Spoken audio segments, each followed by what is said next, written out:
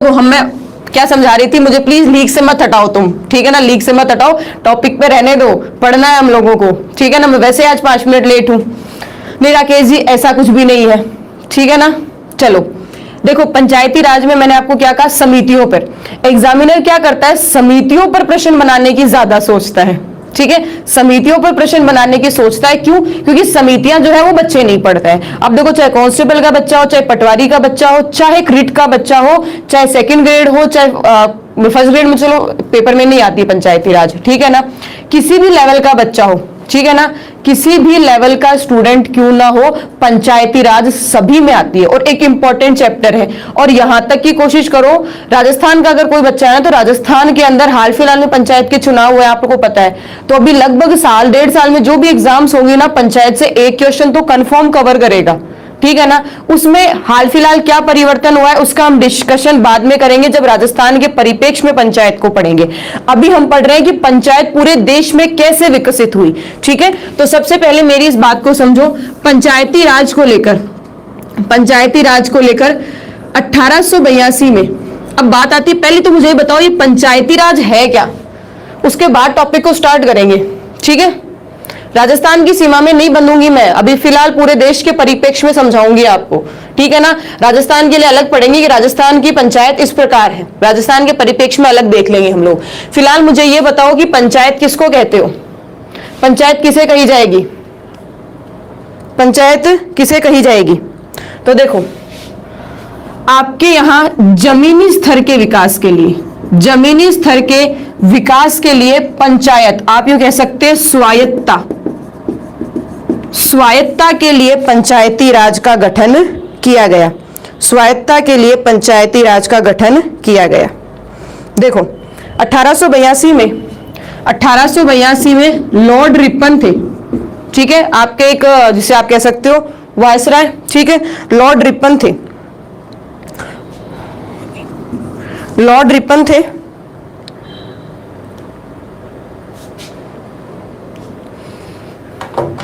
हम्म 1882 में Lord Ripon थे, और लॉर्ड रिपन ने क्या किया, स्थानीय स्वशासन का, स्थानीय स्वशासन के लिए प्रस्ताव पारित करके जिला बोर्ड, जैसे उपखंड बोर्ड था, एक तालुका बोर्ड था, एक था जिला बोर्ड था, ठीक है, इनकी क्या की स्थापना करी है। एक बार मेरी बात को फिर अच्छे से सुनो, मुझे पता है आप थोड़ा सा डिस्टर्ब हो गए थे, एक बार देखो मेरी बात को। पंचायती राज का मतलब आप कह सकते हो जमीनी स्तर का विकास, जमीनी स्तर का विकास, ठीक है, जिसमें स्वायत्तता पर जोर दिया गया, जिसमें आपके जनता की भूमिका जो है वो प्रत्यक्ष रूप में रहेगी। अब देखो, हम लोग जो है वो किसी सांसद और विधायक से इतना नहीं मिल पाते, जबकि आपके सबसे नजदीक, आपके अगर शहर में रह रहे हो तो पार्षद आपके बहुत नजदीक होता है, आपके बहुत से काम पार्षद से निकल जाते हैं, आपको विधायक और सांसद के पास जाना ही नहीं पड़ता, ठीक है। तो आपके नजदीक कौन हुआ, पार्षद हुआ। अगर हम गांव की बात करते हैं, गांव स्तर की बात करते हैं, तो सरपंच है, वो तो कई यूं होते हैं, इतने छोटे छोटे गांव होते हैं कि सरपंच, मेरे ताऊ जी सरपंच है, ठीक है, मेरे बुआ जी के जो हस्बैंड, मेरे फूफा जी जो है वो सरपंच है, ऐसे निकल जाता है ना। मतलब सरपंच और आपके जो पार्षद हैं, ये बिल्कुल आपके नजदीक की इकाई है, ठीक है। तो जमीनी स्तर के विकास की अगर हम बात करें तो वहां आप कह सकते हो पंचायती राज का विकास किया गया। 1882, हम इसके इतिहास की बात करते हैं, ठीक है। 1882 में, हाँ हो सकता है बिल्कुल क्लास में कोई बच्चा बैठा हो, वो भी सरपंच हो कि मैडम मैंने भी सरपंच का चुनाव लड़ा था, मिलते हैं ऐसे बच्चे, क्योंकि आपके सरपंच के चुनाव के लिए क्या चाहिए, न्यूनतम 21 वर्ष ही तो चाहिए, ठीक है ना, आयु तो चाहिए मुख्यतः, और गांव में अगर अच्छा नाम है तो सरपंच जीत भी जाता है, आप चुनाव लड़ने का सोच सकते हैं, ठीक है ना। अब देखो 1882 में लॉर्ड रिपन ने, ठीक है, 1882 में लॉर्ड रिपन ने स्थानीय स्वशासन के लिए प्रस्ताव पारित करवा लिया, और स्थानीय स्वशासन के प्रस्ताव में आप कह सकते हो उपखंड बोर्ड, तालुका बोर्ड और जिला बोर्ड की स्थापना की गई, ठीक है ना। इसीलिए बिल्कुल बिल्कुल स्थानीय स्वशासन का मेघना काटा कह सकते हैं, स्थानीय स्वशासन का जनक। सबसे पहले ध्यान रखो, भारत में स्थानीय स्वशासन का जनक और पिता किसे कहा जाता है बच्चों, ठीक है, स्थानीय स्वशासन का जनक और पिता जो है वो लॉर्ड रिपन को कहा जाता है, लॉर्ड रिपन को कहा जाता है। अगली बात हमें क्या समझनी है, इसी प्रस्ताव को स्थानीय स्वशासन का मेगना कार्टा भी कहा जाता है। स्थानीय स्वशासन का क्या कहा जाता है बच्चों, मेगना कार्टा भी कहा जाता है। तो 1882 में 1882 में भारत में जिला बोर्ड मतलब स्थानीय स्वशासन की, ठीक है, जिला बोर्ड स्थानीय स्वशासन की स्थापना की गई, जिसमें करने वाला कौन था, लॉर्ड रिपन था। लॉर्ड रिपन कौन था, लॉर्ड रिपन कौन था, स्थानीय स्वशासन का जनक, स्थानीय स्वशासन का जनक और पिता इसे कहा गया, ठीक है। इसी प्रस्ताव को स्थानीय स्वशासन का मेगना कार्टा भी कहा गया। मेगना कार्टा मतलब यूं कह सकते हैं, हुआ एक्चुअल में क्या था, मेगना कार्टा एक नया शब्द हो सकता है कुछ बच्चों के लिए। देखो राजीव गांधी आधुनिक जो था ना, आधुनिक पंचायती राज स्थानीय स्वशासन का आधुनिक जनक राजीव गांधी है, आधुनिक जनक राजीव गांधी है। केवल एग्जाम में इतना आ जाए स्थानीय स्वशासन का जनक, तो जवाब क्या होगा, तो जवाब होगा आपका लॉर्ड रिपन। और अगर आधुनिक पूछ ले तो राजीव गांधी बिल्कुल आपका सही जवाब है, ठीक है ना। स्थानीय मेगना कार्टा में क्या था, आपके यहाँ एक मूल अधिकारों का नाम सुना होगा। तो विश्व में जब मूल अधिकार ब्रिटेन में शुरू हुए थे, तो जब मूल अधिकारों को शुरू किया गया था तब एक पत्र था जिसका नाम था मेगना कार्टा पत्र, मेगना कार्टा अधिकार पत्र। तो वहां के अधिकारों की शुरुआत हुई थी उस मेगना कार्टा से। इसलिए हम कहते हैं जब किसी चीज की शुरुआत हो रही है पहली बार, तो उसे मेगना कार्टा के उपनाम से भी हम जान सकते हैं, बोल सकते हैं। तो ये मेगना कार्टा हमारे यहाँ 1882 में 1882 में सबसे पहले स्थानीय स्वशासन की शुरुआत हुई। अब देखो इस स्थानीय स्वशासन की शुरुआत में, इस स्थानीय स्वशासन की जांच और समीक्षा करने के लिए 1907 में, ठीक है, 1907 में CEH हॉब हाउस के द्वारा एक समिति का निर्माण किया गया, ठीक है। केवल इतना ध्यान रखना है, बनी कब थी, 1907 में। जो लॉर्ड रिपन ने जो स्थानीय स्वशासन बनाया था, ठीक है, जो स्थानीय स्वशासन बनाया था उसकी जांच, उसकी समीक्षा के लिए 1907 में CEH हॉब हाउस जो है वो इसकी अध्यक्षता में, ये व्यक्ति का नाम है, ये ध्यान रखना, ये व्यक्ति का नाम है CEH हॉब हाउस के द्वारा या इसकी अध्यक्षता में समिति का निर्माण किया गया था। बस इतना ध्यान रखना है। अब देखो हुआ क्या, इस समिति के कुछ सिफारिश और परामर्श हमारे काम में आई और इस सिफारिश और परामर्श में 1919 अधिनियम आया, ठीक है। आपके भारत में 1919 अधिनियम आया। उस अधिनियम में आप सबको पता है द्वैत शासन प्रणाली, और इस द्वैत शासन प्रणाली में स्थानीय स्वशासन को, ध्यान से सुनना इस बात को, स्थानीय, हालांकि जब हम अधिनियम पढ़ेंगे ना तब भी मैं आपको ये बात समझा दूंगी, अधिनियमों में भी ये पॉइंट समझा दूंगी, पर अभी यहां देख लो, स्थानीय स्वशासन को हस्तांतरित विषय, स्थानीय स्वशासन को किस विषय में जोड़ा गया था, हस्तांतरित विषय में जोड़ा गया। बस इतना ध्यान रखो, 1919 अधिनियम में द्वैत शासन प्रणाली में स्थानीय स्वशासन को या आपकी पंचायत को, ठीक है, आपकी पंचायत को हस्तांतरित विषयों में जोड़ा गया था, पंचायत को हस्तांतरित विषयों में जोड़ा गया था, इतना ध्यान रखना है बस। अब देखो 1935 अधिनियम आया, 1935 अधिनियम आया। उस 1935 अधिनियम में, ठीक है, 1935 अधिनियम में आपके स्थानीय स्वशासन को या आप कह सकते हैं पंचायती राज को, स्थानीय स्वशासन या आप कह सकते हैं पंचायती राज को राज्य सूची का विषय बनाया गया, ठीक है। यहां तो किसका विषय बनाया गया, हस्तांतरित विषय का बनाया गया, हस्तांतरित विषय में इसको जोड़ा गया, और यहां स्थानीय स्वशासन को राज्य सूची के विषय में जोड़ा गया। मैं अगर बात करूं आज हमारे वर्तमान में पंचायत किस सूची में है, बताओ जरा, वर्तमान में पंचायती राज या स्थानीय स्वशासन किस सूची में है, किस सूची में है, देखो बताओ, जवाब दो, किस सूची में है। 1919 में तो हस्तांतरित विषय में जोड़ा था, ठीक है ना, हस्तांतरित में जोड़ा था। 1935 में स्थानीय स्वशासन या पंचायती राज को राज्य सूची में जोड़ा था, ठीक है। अरे मेरा कहने का मतलब है संघ सूची, राज्य सूची या संवर्ती सूची। हाँ, अनुसूची 11वीं है, मैं बात मान रही हूं आपकी, बिल्कुल। संघ सूची, राज्य सूची या संवर्ती सूची, बिल्कुल इसका सही जवाब है कि अभी आज वर्तमान में पंचायती राज किसका विषय है बच्चों? राज्य सूची का है। पंचायत को लेकर जो विषय, जो नियम, कायदे, कानून है, वह राज्य की विधान मंडल द्वारा बनाए जाएंगे। राज्य में ध्यान रखना, राज्य का है। यहां तक पॉइंट क्लियर? ये तीनों सन आपको याद रखनी है, तीनों सन एग्जाम के पॉइंट ऑफ व्यू से इंपॉर्टेंट है। इन्होंने शुरुआत करी है, इन्होंने हस्तांतरित विषय में जोड़ा और इसने राज्य सूची के विषय में जोड़ा, ठीक है। इन्होंने राज्य सूची के विषय में जोड़ा। आगे बात करते हैं, अब आगे बात चलते हैं आगे गांव। अब हमारे यहां ये तो थी बात स्वतंत्रता से पहले की, अब बात करते हैं स्वतंत्रता के पश्चात। स्वतंत्रता के पश्चात, अब स्वतंत्रता के पश्चात की इस बात में हम क्या समझना पड़ेगा? देखो, स्वतंत्रता के बाद अब कोई ये कहे कि मैडम महात्मा गांधी का संविधान बनाने में और संविधान सभा में कोई योगदान नहीं है, ठीक है ना, तो ऐसा नहीं है, ठीक है। संविधान बनाने में और संविधान की सभा में देखो, सभा में वो शामिल नहीं हुए थे, सभा के सदस्य नहीं थे, आप ये कह सकते हैं, परंतु संविधान बनाने में कहीं ना कहीं उनके विचार, उनकी सोच जो है वो महत्वपूर्ण थी। अब देखो इसमें हुआ क्या, संविधान बना परंतु संविधान में पंचायती राज या आप कह सकते हैं आपके स्थानीय स्वशासन, पंचायती राज को कहीं भी संवैधानिक रूप में कहीं भी दर्जा नहीं दिया गया। सिर्फ एक अनुच्छेद लिखा गया, ध्यान से सुनना, नीति निर्देशक तत्वों में अनुच्छेद 40, जिसमें साफ लिख दिया कि राज्य जो है आवश्यकता पड़ने पर पंचायती राज या पंचायत का गठन कर सकते हैं।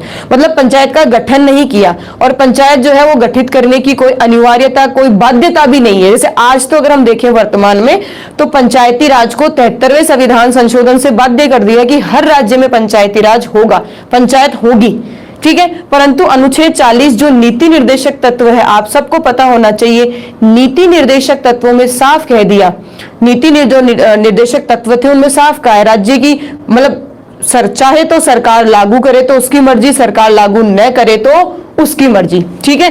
दोनों में से, मतलब मर्जी है तो लागू करो, न मर्जी है तो मत लागू करो। अब यहाँ अनुच्छेद 40 में ही पंचायत सिमट कर रह गया।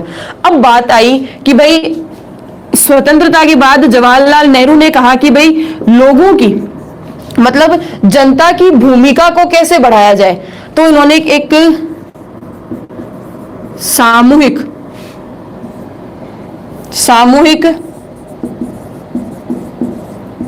विकास कार्यक्रम, सामूहिक विकास कार्यक्रम 2 अक्टूबर 1952, तारीख ध्यान रखना, ठीक है। जनता की, हाँ बिल्कुल बिल्कुल, गांधीवाद या आप कह सकते हो गांधी की व्यवस्था को, गांधीवाद या गांधी की व्यवस्था को ध्यान में रखा गया। हालांकि अनुच्छेद 40 में पंचायत को जोड़ा गया, वो कहीं ना कहीं, ठीक है ना, कहीं ना कहीं, अच्छा सामूहिक लिख देगा, सामुदायिक करती हूं मैं इसको, सामुदायिक है, ठीक है, उसमें ध्यान से समझो।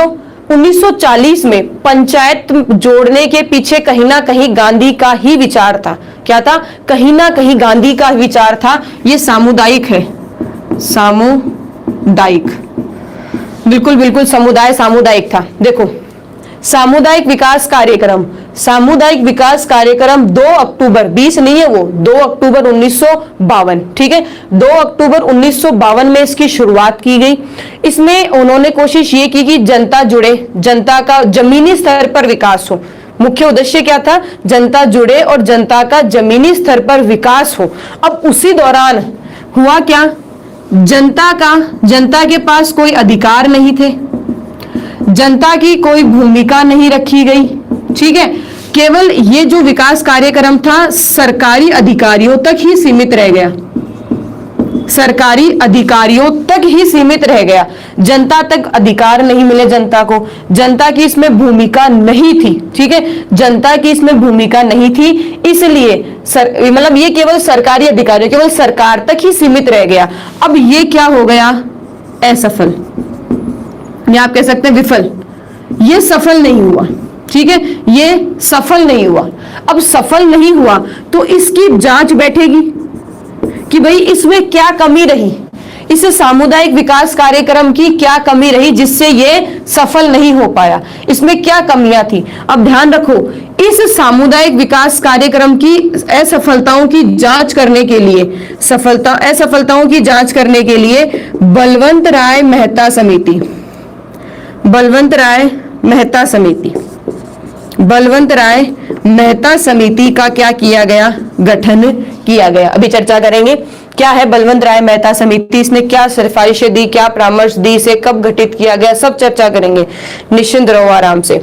देखो, सामुदायिक विकास कार्यक्रम को हमने शुरू कर दिया और ये सफल नहीं रहा, सफल नहीं रहा। जवाहरलाल नेहरू प्रधानमंत्री थे, सबको पता होना चाहिए, प्रधानमंत्री जवाहरलाल नेहरू के द्वारा शुरू किया गया, ठीक है। सरकारी अधिकारियों तक ही सीमित होने के कारण ये सफल नहीं हो पाया, परंतु इसकी असफलता के कारण जानने के लिए, इसकी असफलता के कारण जानने के लिए बलवंत राय मेहता समिति का क्या किया गया, बलवंत राय मेहता समिति का गठन किया गया। यहां तक पॉइंट क्लियर। अब चलो, अब हम समितियों की चर्चा करना शुरू कर दें। तो हमारी समितियों की चर्चा में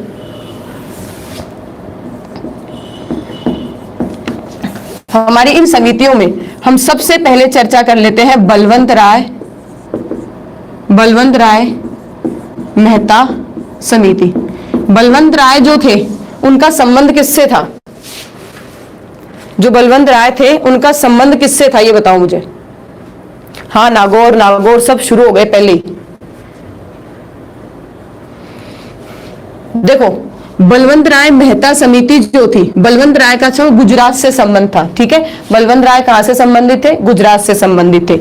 इस समिति को हम ग्रामोद्धार, ठीक है, इस समिति को हम ग्रामोद्धार समिति भी कह सकते हैं, ठीक है। इसका नाम मुख्यतः ग्रामोद्धार समिति था।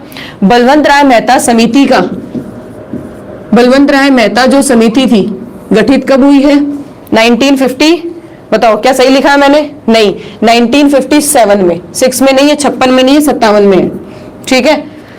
बिल्कुल गुजरात से संबंध है। बलवंत राय मेहता समिति का स्थापना हुई है या फिर गठन हुआ है 1957 में। गठन कब हुआ, 1957 में। इस समिति का अगर हम देखा जाए तो नाम क्या है, ठीक है, नाम क्या है, ग्रामोद्धार समिति। इसका नाम क्या था, ग्रामोद्धार समिति। अब देखो, इस समिति को लेकर तुम्हें क्या ध्यान रखना है, पहली बात ये ध्यान रखनी है, इस समिति ने लोकतांत्रिक, शब्द पर ध्यान देना, लोकतांत्रिक विकेंद्रीकरण, लोकतांत्रिक विकेंद्रीकरण की योजनाओं के आधार पर सिफारिश दी।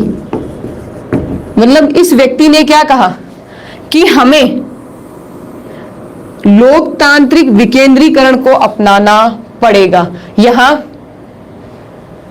ठीक है। लोकतांत्रिक विकेंद्रीकरण की योजना के आधार पर सिफारिश दी, मतलब लोकतांत्रिक विकेंद्रीकरण को अपनाओ। अब बात ये आई दिमाग में, मैडम ये लोकतांत्रिक विकेंद्रीकरण क्या होता है।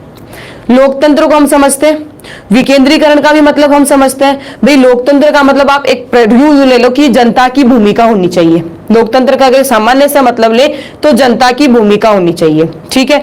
और दूसरा यहाँ विकेंद्रीकरण का मतलब क्या होता है, बंटवारा, मतलब शक्तियों का बंटवारा हो। अब अगर हम कहें कि मैडम लोकसभा में हम चुनाव के माध्यम से लोगों को चुनकर भेजते हैं, लोकतंत्र ही है।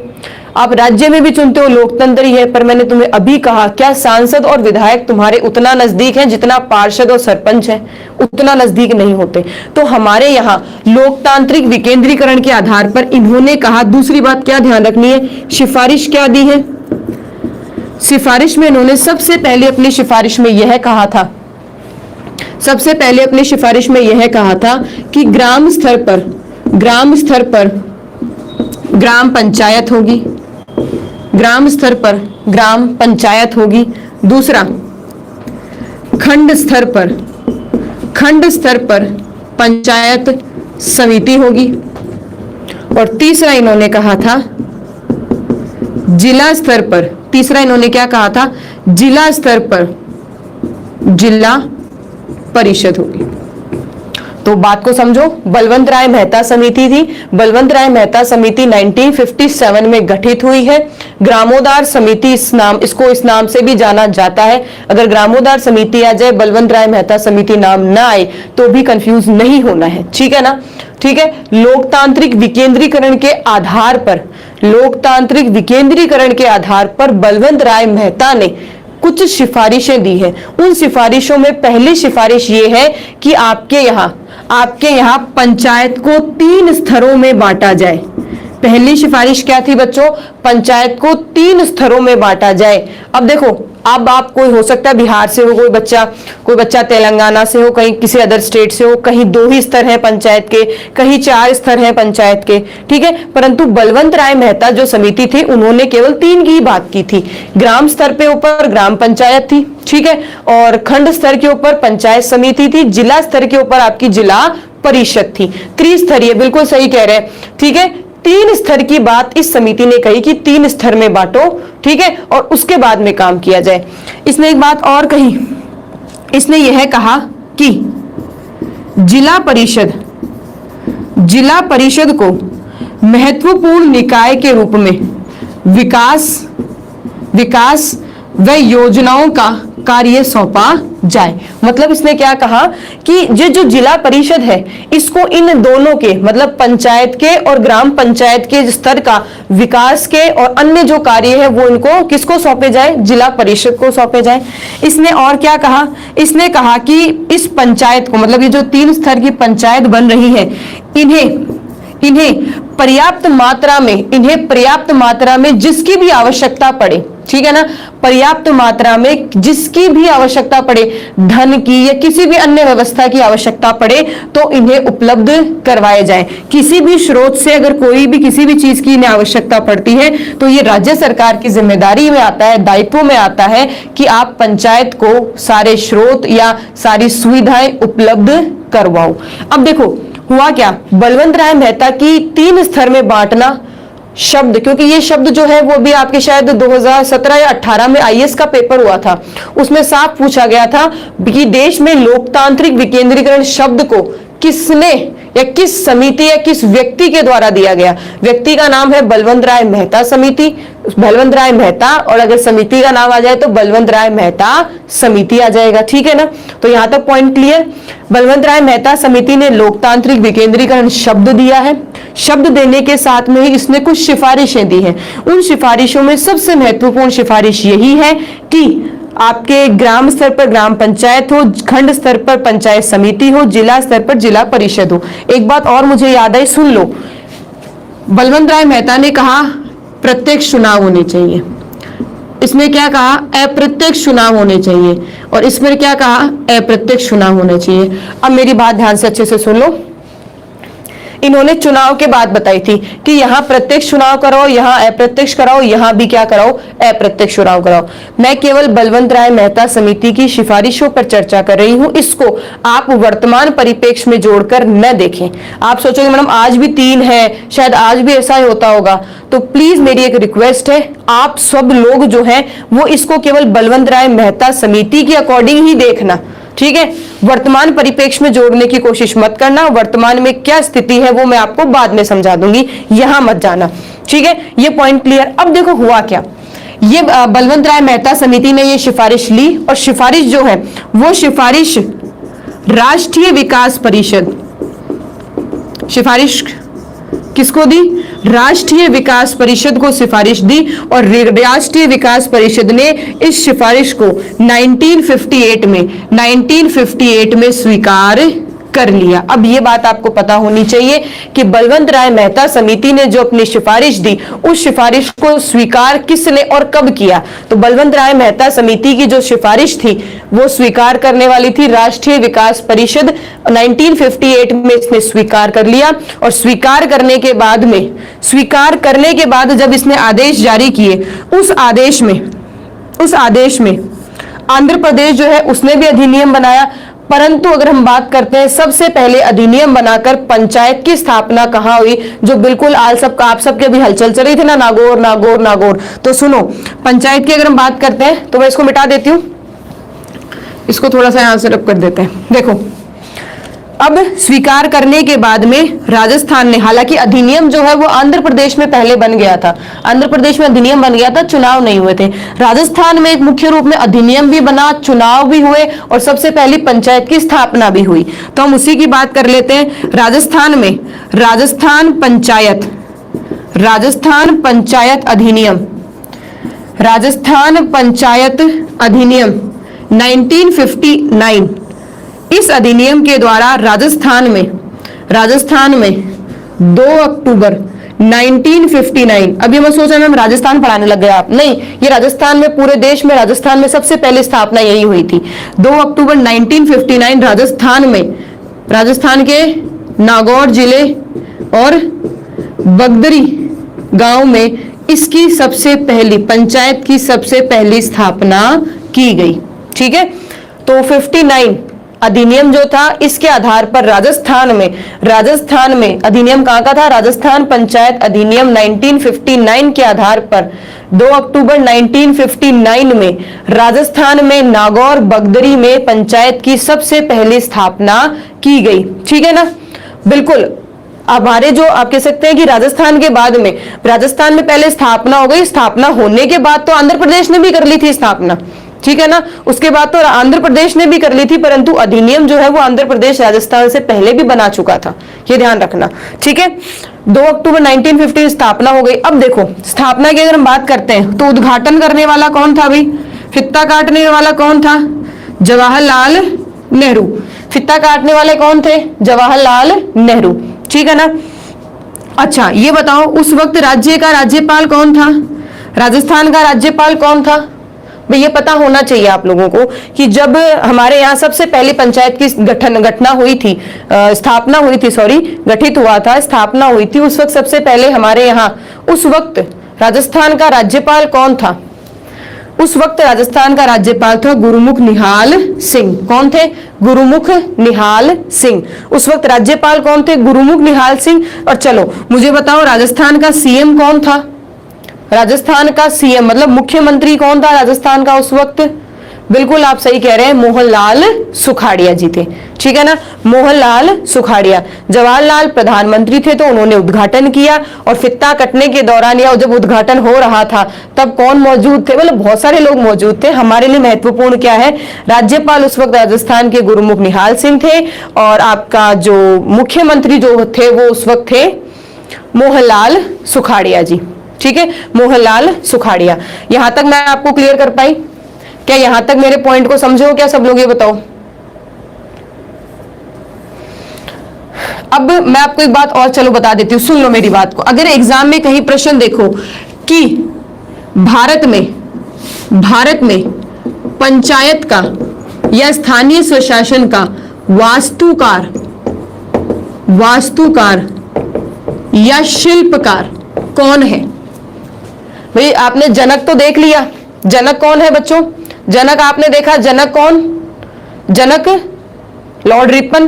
पर मैं कहूं भारत में स्थानीय स्वशासन या पंचायत का वास्तुकार या शिल्पकार, ठीक है ना, इसको कह सकते हैं स्थापना तो कर दी लॉर्ड रिपन ने लाकर, परंतु उसका स्ट्रक्चर वो कैसी होनी चाहिए इसकी सबसे पहली बात करने वाला कौन था? बलवंत राय मेहता। ठीक है, चले आगे। बलवंत राय मेहता जो थे वो भारत के पंचायत के वास्तुकार या स्थानीय स्वशासन, ध्यान रखना, स्थानीय स्वशासन या पंचायती राज के वास्तुकार या शिल्पकार थे। यहां तक पॉइंट क्लियर? अच्छा, एक पॉइंट और इसमें ध्यान रख, सुन लो, एक बिंदु और आप सुन लो। अशोक मेहता है इससे अगली समिति, इस पर हम डिस्कस करने से पहले, अशोक मेहता से पहले आप एक बात और सुन लो मेरी। आपके राजस्थान में एक समिति बनी थी, सादिल अली समिति, बस नाम पता होना चाहिए, ठीक है ना, विशेष रूप में नाम पता होना चाहिए। सादिल अली समिति 1964 में गठित हुई थी। यह समिति राजस्थान में बनी थी। राजस्थान में पंचायत के उत्थान और पंचायत के लिए इस समिति को बनाया गया था। ठीक है ना, बस ये ध्यान रख लेना, क्योंकि इसके एक्चुअल में क्या होता है कि समिति आ जाती है और सामने क्या आते हैं? समितियों की सन आ जाती है। ठीक है ना, समिति आ जाती है और सामने क्या आती है? समितियों की सन आ जाती है, तो वहां गड़बड़ हो जाता है मामला। तो वहां आप कहते हैं मैडम ने तो पढ़ाई नहीं सादिल अली समिति क्या है, ठीक है ना। तो इतना पता होना चाहिए कि सादिल अली समिति थी 1964 में राजस्थान में हुई थी। देखो ये जो जितनी भी समिति ना, बलवंत राय, अशोक मेहता, जीवी लक्ष्मी, थुनगन, गाडगिल, ये जितनी समितियां पढ़ाऊंगी ये सारी समितियां पूरे देश के परिप्रेक्ष्य में है, ठीक है ना, ठीक है, पूरे देश के परिप्रेक्ष्य में है।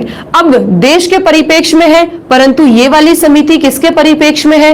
केवल राजस्थान के परिप्रेक्ष्य में। ध्यान रखना, केवल राजस्थान के परिप्रेक्ष्य में सादिल अली समिति 1964 राजस्थान में पंचायत के उत्थान के लिए बनी थी।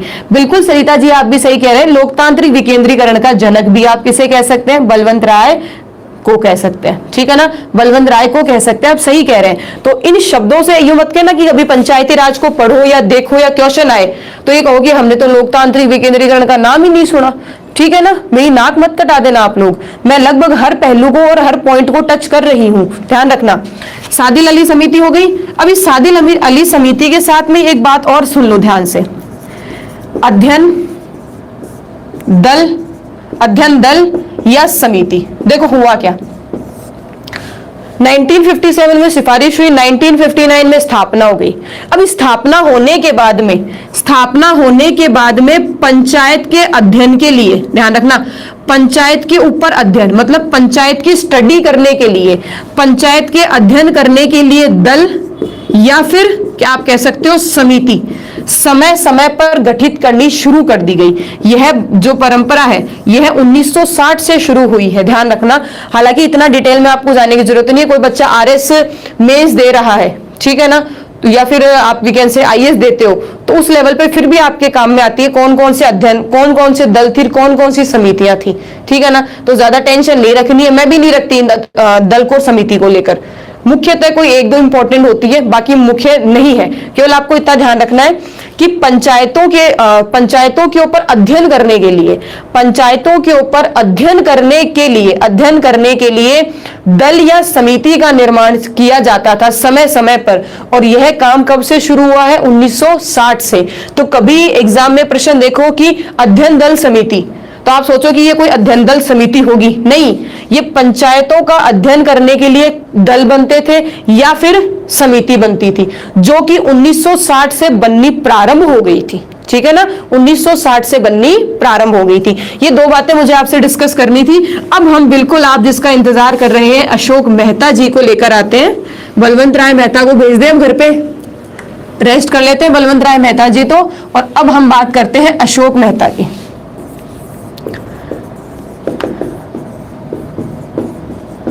अब हम बात कर लेते हैं अशोक मेहता समिति 1977। सही लिखा है क्या मैंने?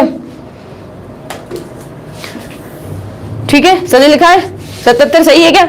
चलो, अशोक मेहता समिति 1977 में, ठीक है। अब 1977 में अशोक मेहता समिति जो थे उन्होंने अपना काम शुरू किया। उस वक्त सरकार थी जनता पार्टी की।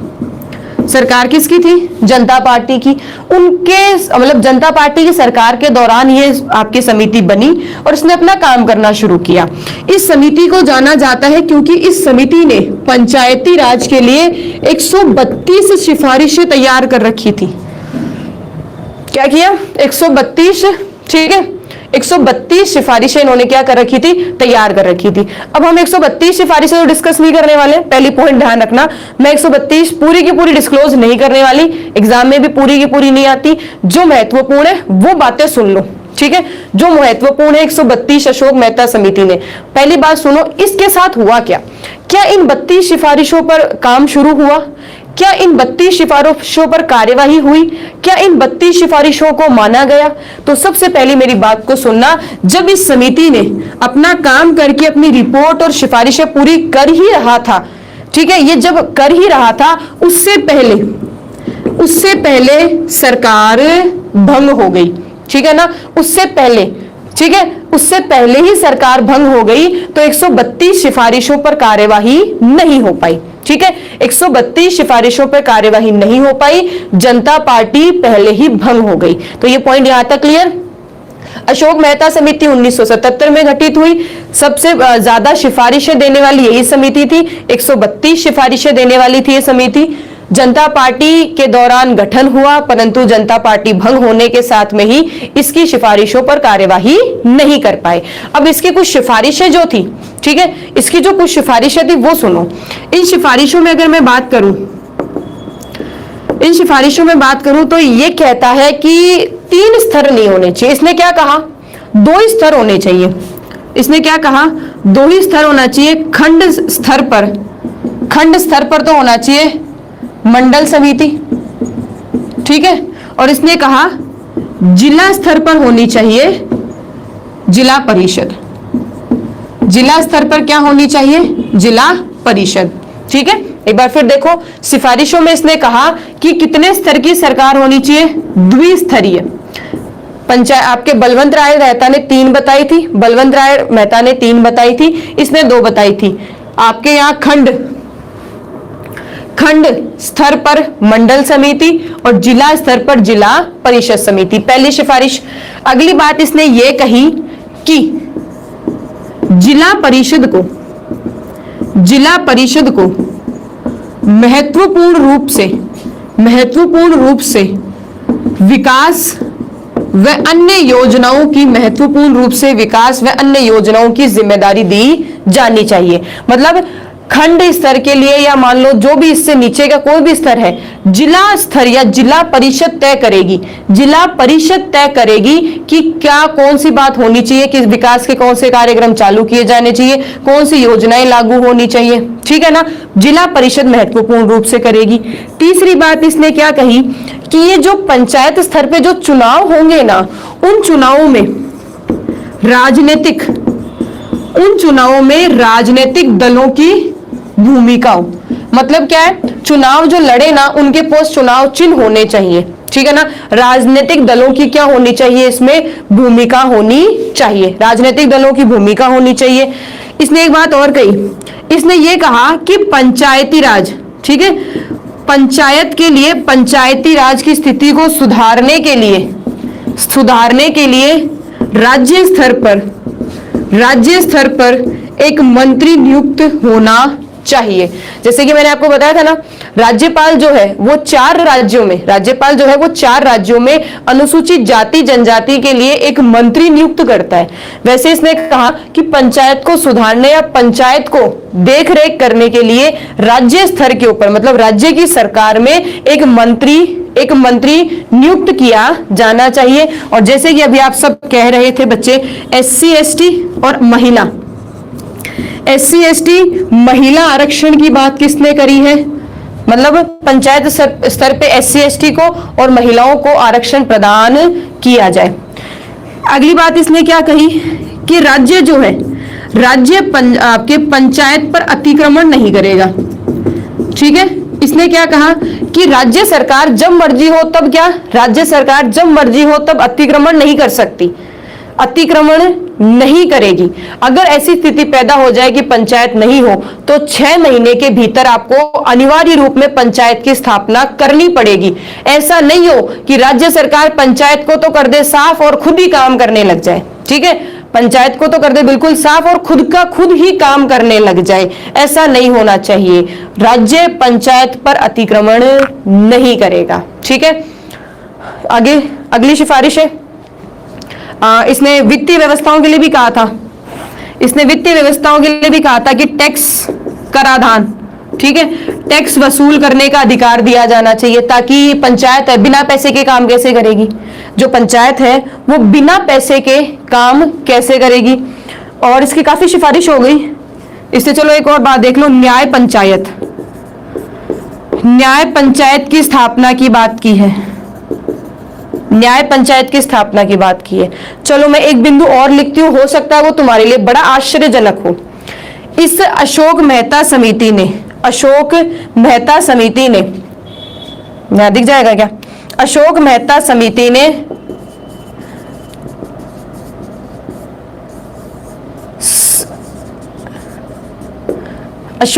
समिति ने पंचायत को संविधान में जोड़ने की बात भी की थी। अब आपके दिमाग में एक प्रश्न चल रहा होगा कि मैडम, हमने तो हमेशा एक ही बात पढ़ी है कि पंचायत को जोड़ने के लिए सबसे पहले संवैधानिक दर्जा देने के लिए सबसे पहली बात लक्ष्मीमल सिंघवी समिति ने कही थी। ठीक है ना। सबसे पहले बात किसने कही थी? लक्ष्मीमल सिंघवी समिति ने कही थी ये बात। अब आप लोग ये सुनते हैं, मैं ये नहीं कह रही कि आपने गलत सुना है, परंतु हम क्या करते हैं, हम जो सुनते हैं उसे वास्तविक रूप में सही मान लेते हैं। कैसे मान लेते हैं, समझो मेरी बात को। ये जो देखो, पहला पॉइंट यही क्लियर होना चाहिए, ये इसने बेचारे ने सिफारिश दी कहा? ये तो सिफारिशें उसने तैयार करके रखी थी, इन सिफारिशों पर कार्यवाही नहीं हुई। कार्यवाही नहीं हुई तो इसको हम हटा देते हैं। और लक्ष्मीमल सिंघवी समिति, उसने संवैधानिक दर्जे की तो बात की है, उसके साथ साथ में उन सिफारिशों पर विचार विमर्श हुआ है, लोगों ने अपनी सहमति जमाई है। तो ये कह सकते हैं शुद्ध रूप में या संवैधानिक रूप में वो लक्ष्मीमल सिंघवी जो समिति थी ना, उसकी बात को रखा गया था पटल पे, उस पर कार्यवाही हुई थी, इसलिए उसे सबसे पहला, आप यूं कह सकते हैं कि सबसे पहली बात जो थी वो, अगर ऑप्शन में अशोक मेहता ऑप्शन में नहीं हो तो फिर आपका जवाब लक्ष्मीमल सिंघवी समिति होगा। परंतु ध्यान रखना, अपनी सिफारिशों में अशोक मेहता ने भी कहा था कि पंचायत को संवैधानिक दर्जा दिया जाना चाहिए, उसने भी कहा था, पर अशोक मेहता की सिफारिशों पर कार्यवाही ही नहीं हुई। ठीक है ना, बिल्कुल। मुझे पता है आप सब सही कह रहे हैं, पर मेरी बात को समझो, दोनों पॉइंट को तुम्हें समझना होगा, दोनों पॉइंट को समझना होगा। अशोक मेहता ने भी कहा था, शाहरुख खान जी, रीलू जी, आपके जो अशोक मेहता जो थे उन्होंने भी कहा था, आप कोई भी ऑथेंटिक बुक, जैसे लक्ष्मीकांत है, ठीक है, कोई भी ऑथेंटिक किताब को उठाकर पढ़ते हो तो उसमें बिल्कुल साफ लिखा है कि अशोक मेहता ने दिया था। बस इतनी सी बात है कि अशोक मेहता जो थी उसकी सिफारिश पर चर्चा नहीं हुई थी, बाकी इसने ये बात कही थी, ठीक है ना, इसने ये बात कही थी, बस इस पर क्या हुई थी, सिफारिश नहीं हो पाई, ठीक है, इस पर कार्यवाही नहीं हो पाई। और लक्ष्मीमल सिंघवी समिति पर क्या हुई थी, कार्यवाही हुई थी, ठीक है ना।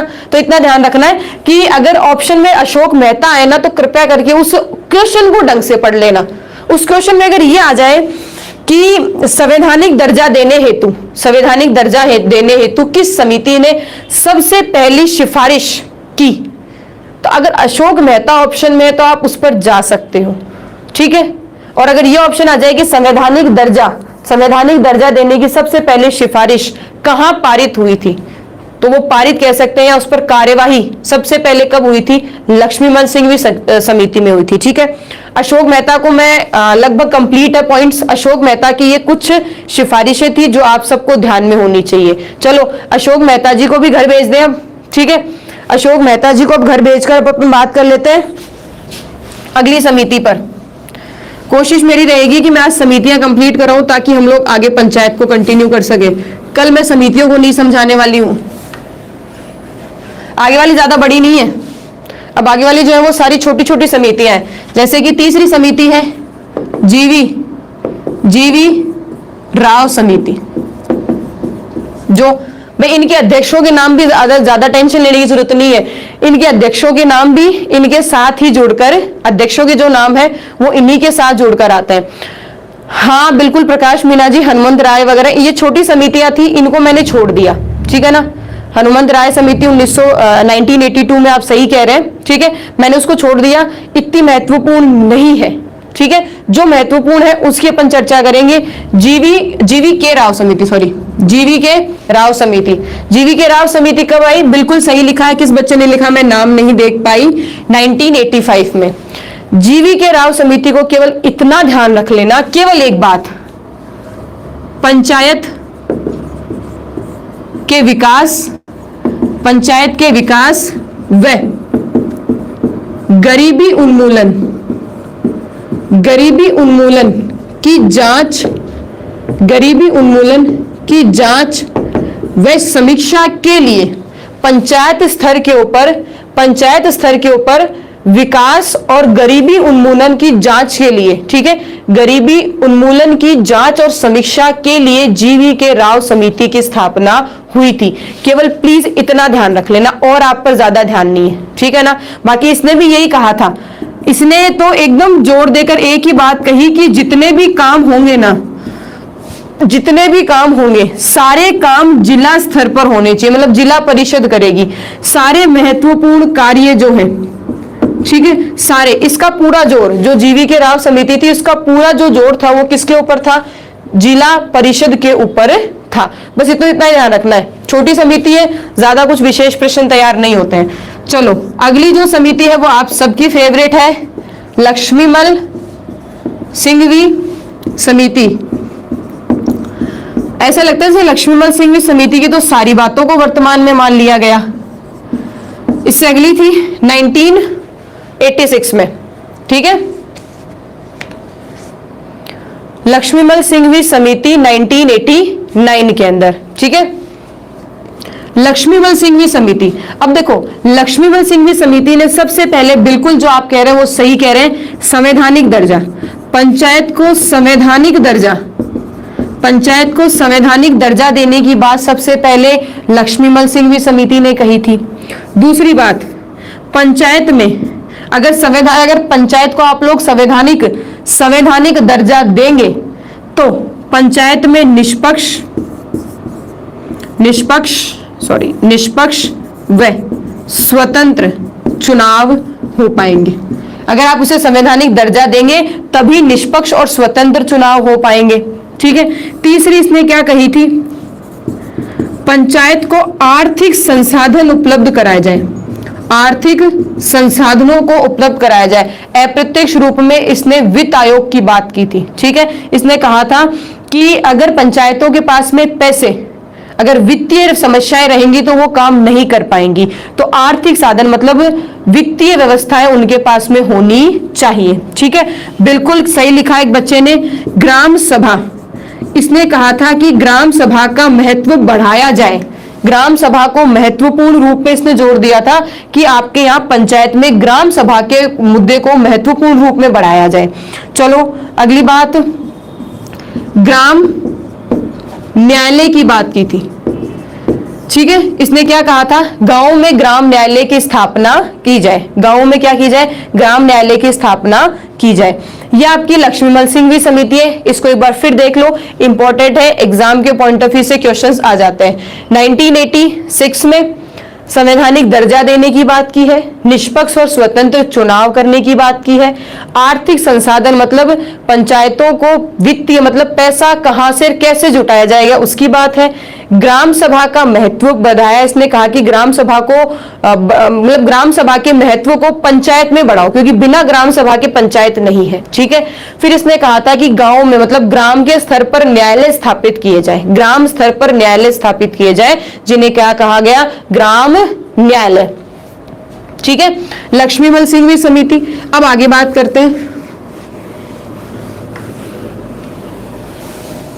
पांचवी है ना लक्ष्मीमल सिंघवी समिति। अब इसके बाद कर लो आप सब, थुंगन समिति। अब इसके बारे में बात कर लेते हैं, थुंगन समिति इसके जस्ट अगली थी, सॉरी 88, इससे जस्ट नेक्स्ट से नेक्स्ट 1988 में, ठीक है, 1988 में। अब देखो थुंगन समिति ने क्या कहा, अब आप इतना जोर नहीं आएगा, अब इजी है, संवैधानिक दर्जा। इसने कहा संवैधानिक दर्जा दो, बोले ठीक है, ठीक है, संवैधानिक दर्जा दो। दूसरा, चुनाव जो है वो प्रत्येक 5 वर्ष में, मतलब इसका कार्यकाल कितना होना चाहिए, 5 वर्ष होना चाहिए। तीसरा, पंचायत के जो विषय हैं, मतलब पंचायत किन किन विषयों पर नियम कायदे कानून बनाती है, अभी आप देख रहे हैं ना अनुसूची 11, ठीक है ना, तो पंचायत किन किन विषयों पर कानून बनाती है, उन विषयों को विस्तार पूर्वक लिखा जाए, विस्तार पूर्वक बताया जाए। पंचायत को यह बताया जाए कि आपके ये अधिकार हैं, आप इन पर कार्यवाही कर सकते हैं, आप इन विषय वस्तुओं पर विचार विमर्श कर सकते हैं, तो उनके जो विषय हैं उनको विस्तार पूर्वक बताया जाए। चौथा, वही आपकी SC ST महिलाओं के आरक्षण की बात है, मैं केवल आरक्षण लिख रही हूं, ध्यान रखना। SC ST हो, SC ST और महिलाओं के आरक्षण की बात किसने की है, थुंगन समिति ने की है।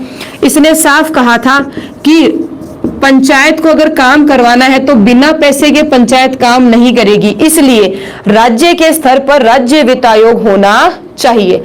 राज्य के स्तर के ऊपर क्या होना चाहिए, राज्य वित्त आयोग होना चाहिए। पॉइंट क्लियर यहां तक। तो ये थुंगन समिति के थे। थुंगन समिति के बाद अगले चलते हैं हम गाडगिल समिति। अगली हम चलते हैं गाडगिल समिति। गाडगिल समिति आपके थी, टाइम यही है 1988 में। 1988 में, और आप कह सकते हैं कांग्रेस पार्टी द्वारा इस समिति की स्थापना हुई थी। ठीक है, कांग्रेस पार्टी जो थी उसके द्वारा इसकी समिति की मतलब इस समिति का गठन हुआ था, जिसमें इसने भी सेम ही बात कही है लगभग। संवैधानिक दर्जा दिया जाना चाहिए, दूसरा संवैधानिक दर्जा दिया जाना चाहिए, दूसरा कार्यकाल 5 वर्ष होना चाहिए, तीसरा राज्य स्तर पर वित्त आयोग का गठन किया जाए और राज्य स्तर पर राज्य निर्वाचन आयोग की स्थापना की जाए। राज्य स्तर पर राज्य वित्त आयोग की स्थापना की जाए और राज्य स्तर पर राज्य निर्वाचन आयोग की स्थापना की जाए। इसने कहा कि अगर पंचायत में चुनाव हो, अगर पंचायत में चुनाव हो, कभी भी हो, कैसे भी हो, पंचायत के चुनाव हमेशा 5 वर्ष के लिए ही, मतलब सॉरी, प्रत्यक्ष होंगे। चुनाव कैसे होंगे? प्रत्यक्ष होंगे। हाँ बिल्कुल रुचिका जी, ये भी 1988 में ही थी, ठीक है ना, सेम ही समय था। तो इसने क्या कहा, चुनाव होंगे वो हमेशा कैसे होंगे? प्रत्यक्ष होंगे। इसने एक बात और कही कि एक काम करो, पंचायतों को टैक्स, जिसे आप कह सकते हो कर, टैक्स व ड्यूटीज, जिसे आप कह सकते हो लगान, टैक्स और लगान वसूल करने का अधिकार दिया जाए। अगर ये लोग कह सकते हैं टैक्स और लगान अगर वसूल करेंगे ना, तो इनके पास में क्या होगी, वित्तीय जो है वो कमियां नहीं होंगी, वित्तीय जो है वो कमियां नहीं होंगी। ठीक है, कोई कमी, वित्तीय कमियां नहीं होंगी। इसलिए इन 4-5 सिफारिशों को हम क्या कह सकते हैं, गाडगिल समिति ने सिफारिश दी, संवैधानिक दर्जा होना चाहिए, 5 वर्ष का कार्यकाल होना चाहिए, राज्य वित्त आयोग, राज्य निर्वाचन आयोग गठित किया जाना चाहिए, राज्य चुनाव आयोग, राज्य वित्त आयोग गठित किया जाना चाहिए, चुनाव होंगे वो प्रत्यक्ष होंगे। इसने किसकी बात की थी? ठीक है, प्रत्यक्ष होंगे। ठीक है, अगला, पंचायतों को टैक्स, कर व ड्यूटीज लगाने और वसूल करने का अधिकार दिया जाना चाहिए। ठीक है ना? हाँ बिल्कुल 1988 ही है, क्या बिल्कुल 1988 ही है। यहां तक क्लियर? अब बात आती है समितियां खत्म। ठीक है, यहां एक सुकून की सांस ले सकते हो, समितियां हो गई खत्म। अब समितियों की सिफारिशों को चाहे तुम लिख लो, चाहे तुम पढ़ लो, इन्हें याद रखना, क्योंकि एग्जाम में सीधा आ जाता है, एग्जाम में सीधा आ जाता है कि किस समिति द्वारा, एक प्रश्न है, किस समिति द्वारा राजनीतिक दलों की भूमिका को पंचायत में रखने की बात की गई थी। मेरे प्रश्न को फिर सुनो, किस समिति द्वारा, प्रश्न क्या था मैं खुद भूल गई, किस समिति द्वारा राजनीतिक दलों को पंचायत में राजनीतिक दलों की भूमिका को जोड़ा जाए, ये बात किसने कही थी? एनआर मिर्धा है शायद, वो मिर्जा नहीं है, मिर्धा समिति है शायद।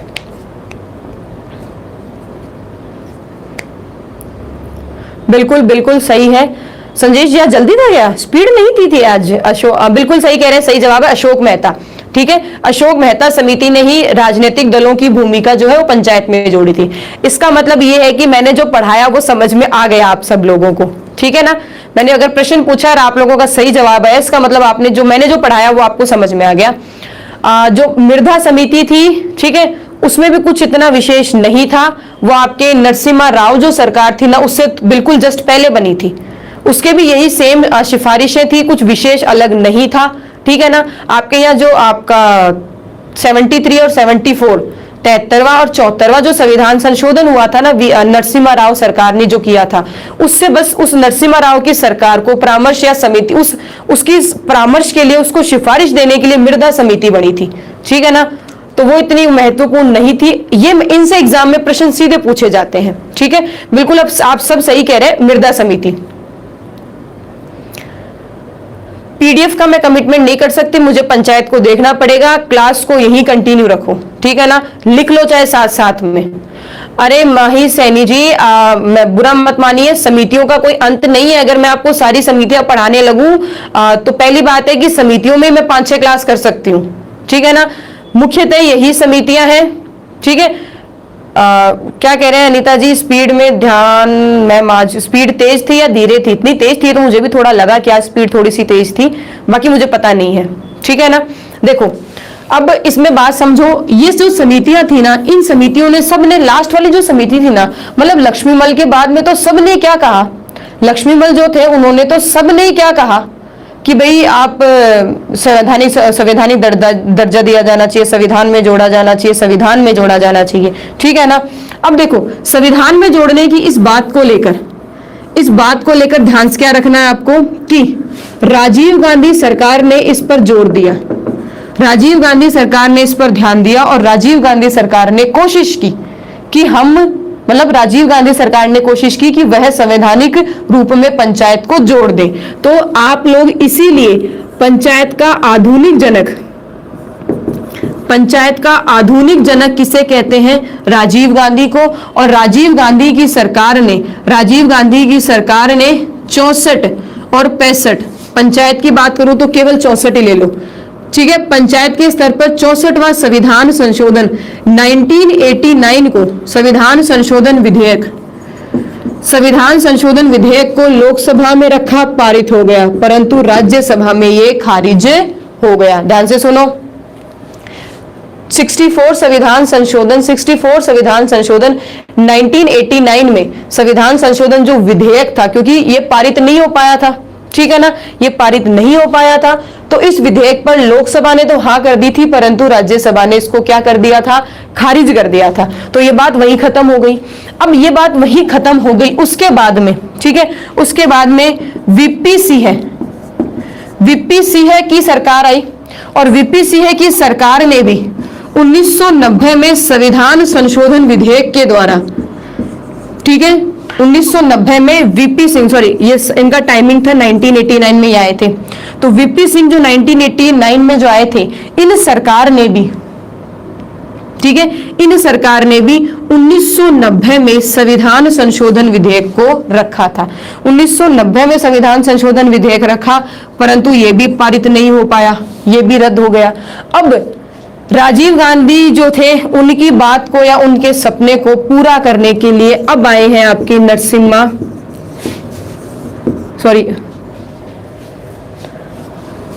अब आए हैं आपके, कौन थे जिन्होंने पंचायत को जोड़ा था,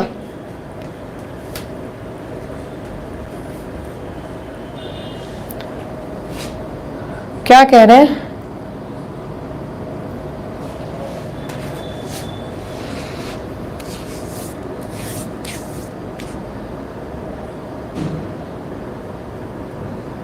पंद्रह और 9 है क्या, वहां कौन आता, मैं समझी नहीं।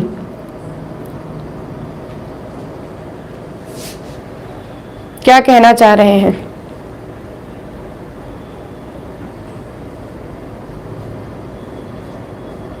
हाँ, नादूराम मिर्दा समिति थी, बिल्कुल मुझे पता है, नादूराम मिर्दा समिति की सिफारिश पर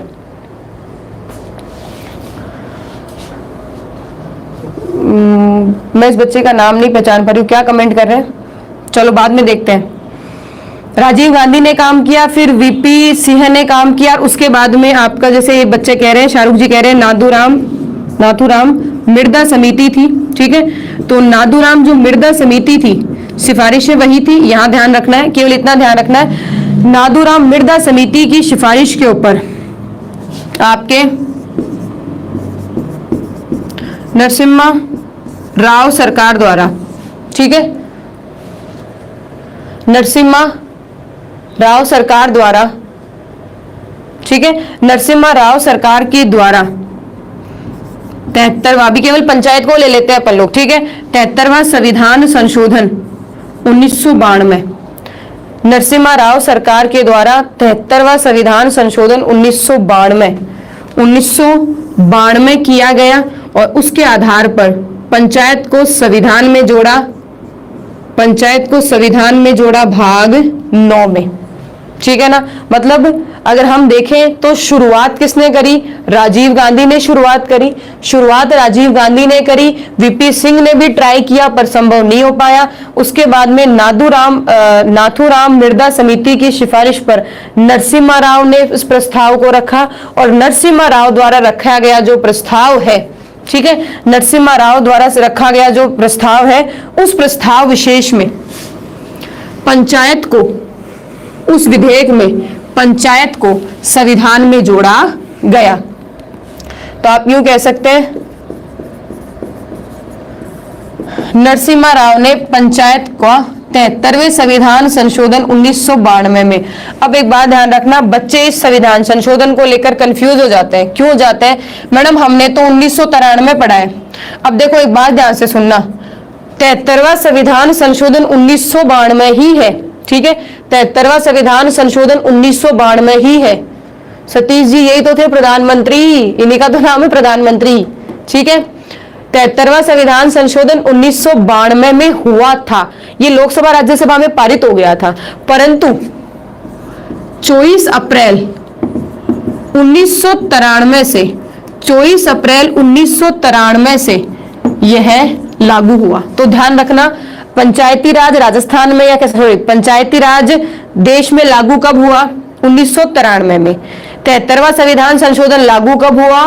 93 में, ठीक है ना, 93 में। शाहरुख 20 अप्रैल को साइन हुए थे, 24 अप्रैल को लागू हुआ था, ठीक है, 93 में। लागू की अगर बात आएगी 1993, पर अगर ये बात आ जाए कि संविधान संशोधन कब हुआ था, संविधान संशोधन आ जाए, तो उसमें 93 की जगह आपको क्या ध्यान रखना है बच्चों? 92 ध्यान रखना है। तो 73वां संविधान संशोधन 1992 में हुआ, ये 92 आएगा, ठीक है। और 24 अप्रैल 1993 में इसको क्या किया गया? लागू किया गया। इसीलिए आप सबको पता है 24 अप्रैल को क्या मनाया जाता है? 24 अप्रैल को क्या मनाया जाता है? पंचायत दिवस मनाया जाता है, ठीक है। 24 अप्रैल को पंचायत दिवस मनाया जाता है। और किसी पॉइंट को छोड़ा? चलो बताओ मुझे, पंचायत को कहां जोड़ा है? भाग 9। चलो अनुच्छेद बताओ मुझे, 243 से लेकर 243 तक, 243 से लेकर फिर क ख ग, अब आगे नहीं आते मुझे, इतने आएंगे, ठीक है ना, 243 तक। चलो टोटल अनुच्छेद कितने हैं? टोटल अनुच्छेद कितने हैं? 16 अनुच्छेद हैं। चलो आपके यहाँ 73वां संविधान संशोधन के द्वारा कौन सा अनुच्छेद लागू हो गया? तो आपके यहाँ अनुच्छेद 40 जो नीति निर्देशक तत्व में है, उस अनुच्छेद को लागू किया गया। एग्जाम में प्रश्न आया है, पता है क्या आपको? और बच्चे गलती करके आ गए। प्रश्न क्या था कि 73वें संविधान संशोधन के द्वारा लागू किया गया अनुच्छेद, ऑप्शन था 40, 45, 243 क।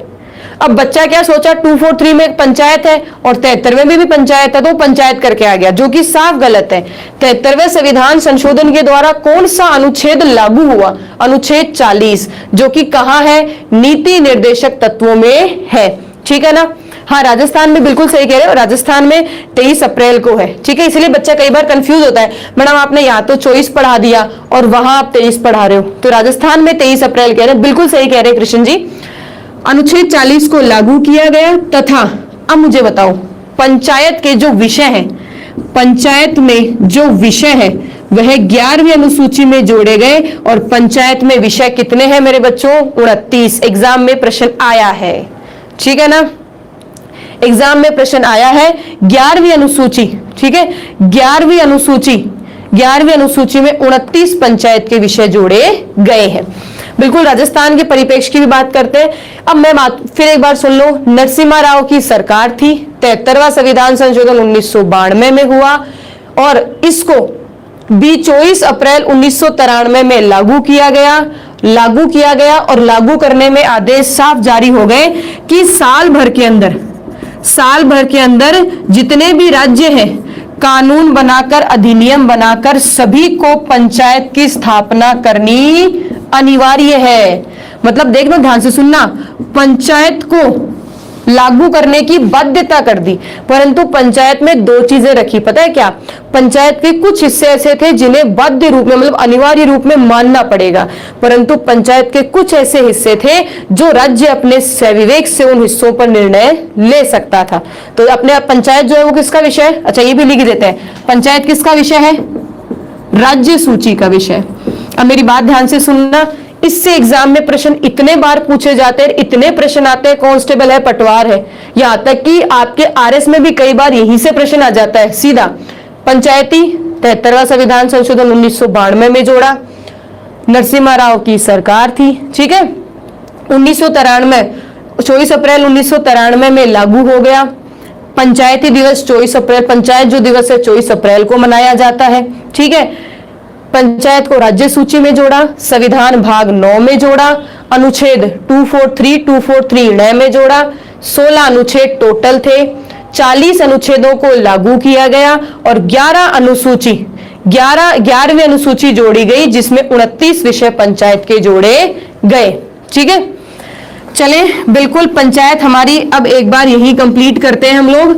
कल हम राजस्थान के परिप्रेक्ष्य में देखकर पंचायत के और कुछ अनुच्छेद हैं, सारे अनुच्छेद लिखेंगे, सारे अनुच्छेद जानेंगे। बिल्कुल अशोक जी सही कह रहे हैं, 243 ओ से मतलब 243 से लेकर 243 ओ तक है।